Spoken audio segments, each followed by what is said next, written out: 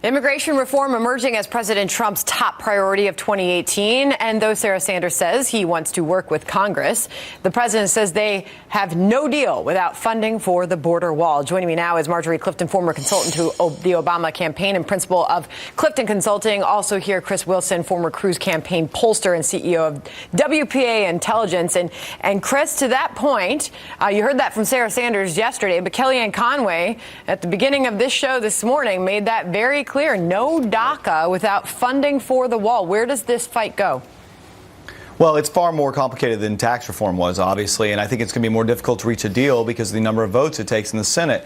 I think the wall has almost become symbolic for border security at this point. And if the Trump administration takes that approach, that maybe it's not necessarily requiring a wall, but we can push through DACA and something along the lines of ending chain migration or providing a universal adoption of E-Verify in all 50 states, something like that, which I would believe that you could get some Democrats behind, they could actually have success on it. And I do think it's important that we reach success on some level of immigration reform going into the 2018 elections. But DACA has support by 80% of voters. There's very few issues that are as supported as that.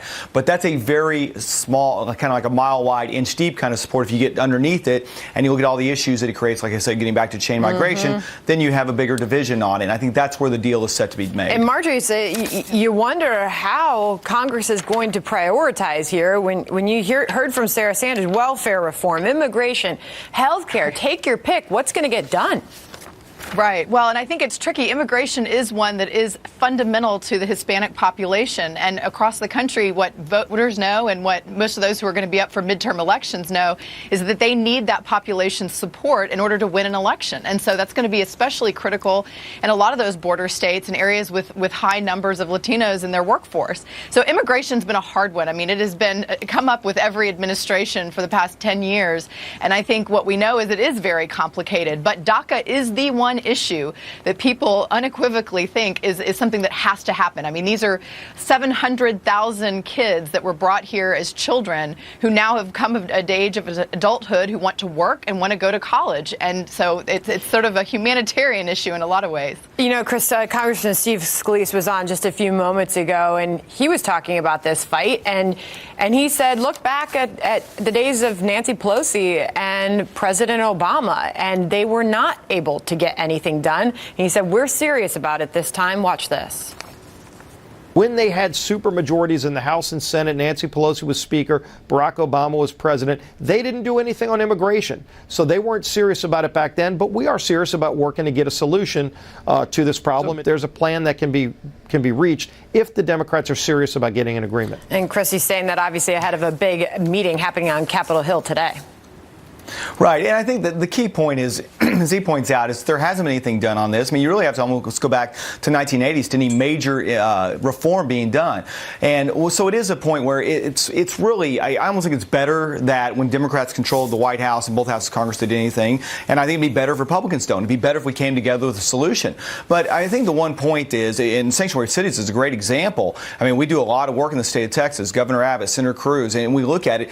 Sanctuary cities, the Indian sanctuary cities, has majority support amongst Hispanic voters. And so that's a key issue where Republicans and Democrats could come together and take a stand against sanctuary cities, takes a stand against any sort of government funding going to those. And I think you would find that that's one where you could bring voters together and there wouldn't be any sort of concern about Hispanic backlash because it is actually enjoys majority support with both Hispanics as well. Yeah, I think the major problem the president's going to see is the fact that he ran on a border wall, which is largely unsupported by the American people. He's got a small base that is for it, and it's going to be hard for him to do any kind of compromise that does not include that.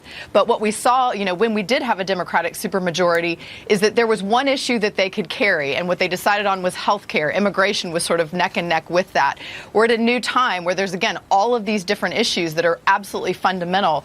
But, when you have a majority, you can kind of take to the field one big issue, and the question is, what is that issue they want to carry? Setting up to be a big debate, and the Big Four will be meeting to discuss all of that today. Thank you to both of you.